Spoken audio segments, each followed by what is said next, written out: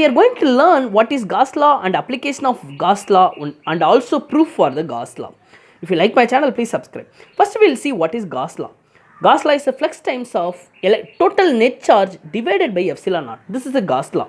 So flux is equal to electric field into area cos theta. So this is a flux, electric flux equation. Electric flux is equal to electric field into area is into cos theta. So here I have the source charge which is going to be plus q.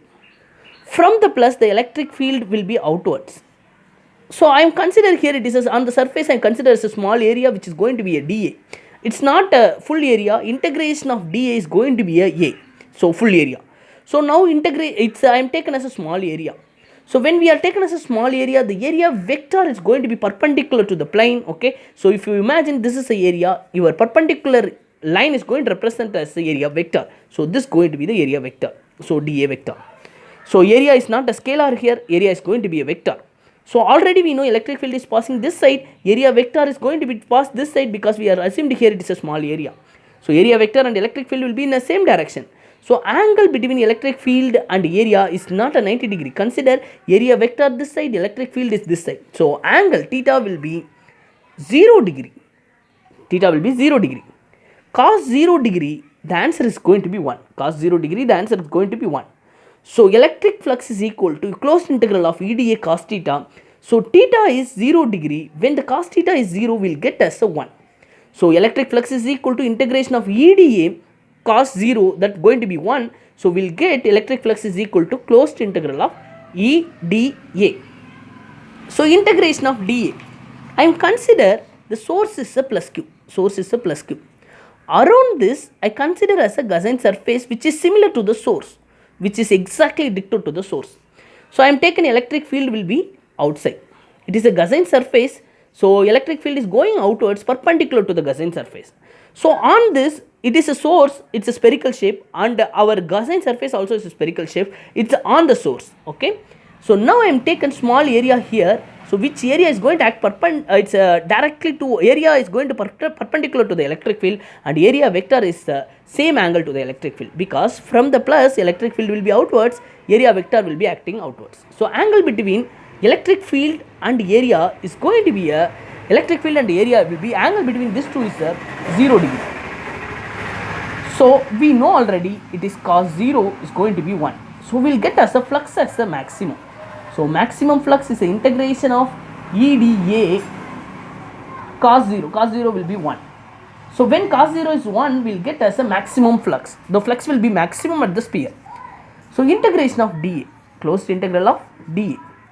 So it is exactly, it's a sphere, we will get as a 4 pi r square. The area of the sphere will be 4 pi r square, the surface area of the sphere.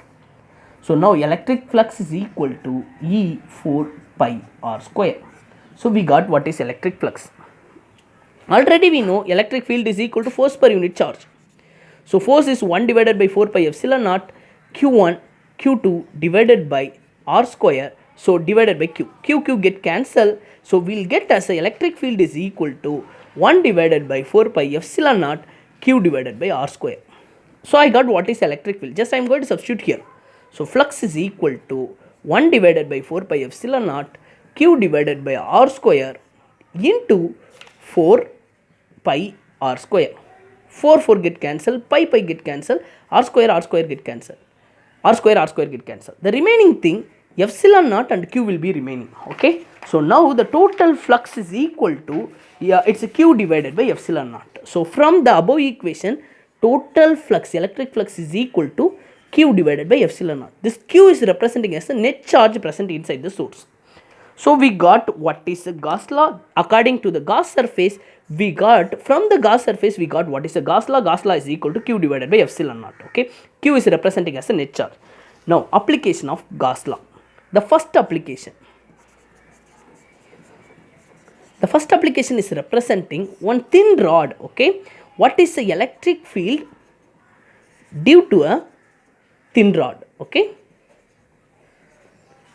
it's a positively charged thin rod. So I have the thin rod here, it is fully positive charged body. Okay, so we have infinite long thin rod, it is fully positive. I consider as a Gaussian surface which is going to be it's a similar to the source. Gaussian surface, one of the property, it's similar to the source. Here we have cylindrical shape. I have the Gaussian surface. It is a Gaussian surface which is similar to the source. From positive, the electric field will be outwards. So electric field is going outwards.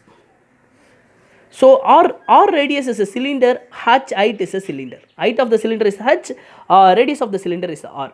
The area, integration of dA, area of the cylinder will be 2 pi r h. Now I am going to be used as electric flux. Electric flux is equal to E dA cos theta. It is a closed integral. So electric field I am taken here on the surface, okay. So area I am taken on the surface of the cylinder, okay, it's small area dA, the area vector will be acting this side, electric field will be acting this side. So area vector and the electric field, angle between these two is 0 degree, theta is going to be 0 degree, cos 0 will be 1. So electric flux is equal to closed integral of EdA cos 0. Cos 0 degree it's going to be 1. So closed integral of EdA, it is a total electric flux. So closed integral of EdA, it's going to represent as the area of the cylinder. Area of the cylinder also already I know 2 pi r h. So area of the cylinder is going to be 2 pi r h. So total electric flux is equal to, it is E times of closed integral of dA, it is 2 pi r h. Already we know, according to the Gauss theorem, electric flux is equal to Q divided by epsilon naught. According to the Gauss theorem. So equation 1 and equation 2 is representing as the same, totally it's representing as a flux. Just I am equaling E2 pi r h is equal to Q divided by epsilon naught. So just I am bringing this as this side. So E is equal to Q divided by 2 pi epsilon naught, or it is the h, height of the cylinder. So height of the cylinder or length of the cylinder, okay, h is equal to L, length of the cylinder we can take it. So E is equal to Q divided by 2 pi epsilon naught or L. So see here, line integral, area integral, line charge density, area charge density and volume charge density. First, line charge density for the linear is equal to Q divided by L, charge per unit length. So sigma is going to represent charge per unit area. It is rho is going to represent charge per unit volume. So here we have, it is a line integral, it is a Q divided by L. So charge present per unit length is called charge density here. So charge present per unit length, we can take it as a lambda. So the total electric field is equal to lambda times of 2 pi epsilon naught r. So here if you want write in a vector form electric field, so give us a r vector is a unit vector, okay. So finally we got for the thin charged straight conductor, it's going to represent as a, produce as electric field as a, or lambda divided by 2 pi epsilon naught r cap, okay. Here lambda is representing as a charge density per unit length. The next application, the second application I am going now. The second application, which is going to be taken as a parallel sheet, plain sheet, okay, not a parallel sheet, plain sheet. So I have the plain sheet here. So electric field produced due to the plain sheet, infinite plain sheet. I have plain sheet here.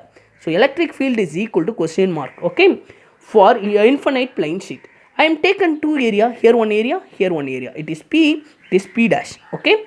So I am considered this as the area or distance from here, okay, it is a small area, it is small area. Electric field will be pointing this side, area vector will be pointing this side. This side also electric field will be this side, small spherical circle area I consider electric field will be this side, area vector also this side, okay. It's here also I am taken as a small vector, a small area, okay. So now two flux is there, this side is flux 1, this side is flux 2. So total net flux is equal to flux 1 plus flux 2. What is a flux 1? Flux 1 is the closed integral of EdA. Theta will be 0 degree because area vector electric field will be the same, theta will be 0 degree. Cos 0 will be 1, okay, plus closed integral of EdA. Here also cos theta will be 1. It is for P, it is for P dash. We have both the side electric field, okay. So integration of dA will be A. So total net flux is equal to EA plus EA. So I'll get finally 2EA total electric net flux, total electric flux produced by the sheet. Already we know according to the Gauss law, flux is equal to Q divided by epsilon naught. Total net flux is equal to Q divided by epsilon naught. Okay, it is a equation 2. It is Gauss theorem. Already we found the electric field is produced by the plain sheet it is total net flux is equal to 2EA. So we have two equation. One is the first equation is the 2EA, which is representing as the electric field. The second equation according to the Gauss theorem, Q divided by epsilon naught. So electric field is equal to Q divided by 2 epsilon naught A. Already I said it is charge per unit area. For line you can take it as a charge per unit length. Okay, it is a sheet, you can take it as a sigma, it is charge per unit area. So its charge per unit area, it's going to be sigma. Electric field is equal to sigma divided by 2 epsilon naught, because Q divided by A is going to be a sigma. It's charge density per unit area. So electric field due to the plain sheet I got, it's a sigma divided by 2 epsilon naught. Sigma is representing as a charge per unit area. Epsilon naught is representing as a permittivity. Okay, the next thing. The next thing, I am going to take it as a sphere. The third application of Gauss law. I am taken as a sphere. It's a conducting sphere, hollow metallic sphere. So already we know electric field inside the sphere will be 0. So it is one of the property, the net electric field inside the conductor will be 0. Whatever you are giving, that's going to be stored on the surface of the conductor. It is a hollow metallic, hollow thin sphere. Okay, so all the electric field is stored on the surface. So only the electric field on the surface will go outwards, which is perpendicular to the source of the object. So electric field is passing like this. I consider as a Gaussian surface at all distance from it is one of the point outside, exactly from here outside. Here I consider as one of the Gauss surface which is outside. The another surface I am going to consider exactly on the surface. The another point I am going to consider exactly inside surface. Okay, first we will see outside surface. The radius of the sphere I am taken as a capital R, Gaussian radius I am taken as a small r. Okay, now here I am going to find what is the electric flux. Electric flux is equal to, it is a closed integral of EdA cos theta. So electric field this side, area vector this side, so angle between these two is 0 degree, we will get as 1. So closed integral of EdA. Closed integral of dA, its the overall surface area of the sphere is going to be a 4 pi r square. So 4 pi r square, the surface area of the sphere, Gaussian surface, which one is going to represent as a Gaussian surface. So is equal to electric flux. Electric flux already, Gaussian theorem already I know, it is Q divided by epsilon naught. So equation 1 and equation 2 is representing as the same. So when I am equaling these two, so I will get as a equation 1 is E is the 4 pi r square is equal to Q divided by epsilon naught. E is equal to Q divided by 4 pi r square epsilon naught. So which one is going to represent Q divided by 4 pi epsilon naught r square, the same equation. Okay, it is exactly outside the surface. Okay, it is outside the surface. So if I am taken the small r exactly on the surface, small r is equal to capital R. I am going to on the surface, when we are going on the surface, small r is equal to capital R, we will get E is equal to 1 divided by 4 pi epsilon naught Q divided by capital R square or small r square, anything you can take it, because which is going to represent exactly on the surface. The third case, it is small r, it's less than the capital R. This is the third case. It is small r is equal to capital R. It is small r is greater than capital R. Okay. So in this particular case, the electric flux inside the conductor will be 0 and the electric field inside the conductor will be 0. So totally we will get the answer as a 0. So inside will be 0, on the surface will be this one, outside the surface will be this one. Okay.